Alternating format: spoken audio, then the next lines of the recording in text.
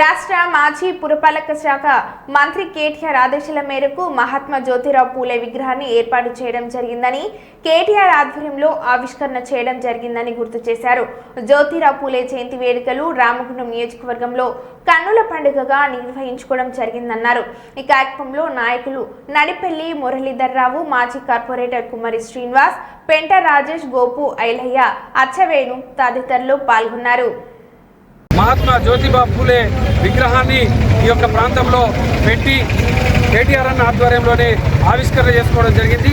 ఆ యొక్క విగ్రహానికి ఈరోజు మేము పూలమాల వేసి వారు చేసినటువంటి సంఘ సంస్కరణలన్నింటినీ కూడా గుర్తు చేసుకుంటూ ఇలా రామగుండం నియోజకవర్గంలో కన్నుల పండుగగా ఈ యొక్క జయంతి వేడుకలలో పాల్గొనడం జరిగింది.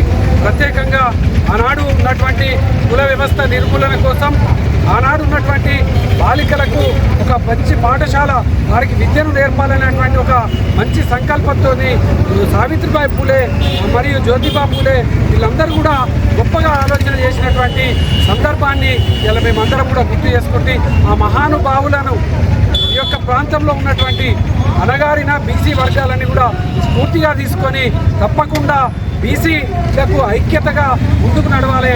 తప్పకుండా రాబోయేటువంటి కాలంలో బీసీ రాజ్యాధికారం రావడం కోసం ఖచ్చితంగా పాలు పంచుకోవాలని సందర్భంగా ప్రత్యేకంగా ఇవాళ మేము ప్రత్యేకంగా గుర్తు చేస్తూ జ్యోతిబా పూలే గారికి ప్రత్యేకంగా ఈరోజు ఈ యొక్క జయంతి వేడుకలలో పాల్గొన్నట్టున్నటువంటి ప్రతి ఒక్కరికి కూడా పేరు పేరున హృదయపూర్వకమైనటువంటి ఉద్యమాభివందనాలు. ఆనాడు కేసీఆర్ గారు ముఖ్యమంత్రిగా ఉన్నప్పుడు మహాత్మా జ్యోతిబా పూలే పాఠశాలలను బీసీకి సంబంధించినటువంటి విద్యార్థులకు గురుకుల పాఠశాలను ఏర్పాటు చేసినటువంటి మహానుభావుడు మన గౌరవ తొలి ముఖ్యమంత్రి కేసీఆర్ గారు. వారు చేసినటువంటి బీసీల కోసం చేసినటువంటి గొప్ప కార్యక్రమాలని వల్ల మేమందరం కూడా ప్రతి కులానికి, ప్రతి వర్గానికి న్యాయం చేసినటువంటి తీరును ఇలా మేము గుర్తు చేసుకుంటూ ఈ యొక్క జయంతి వేడుకలలో పాల్గొనడం జరిగింది.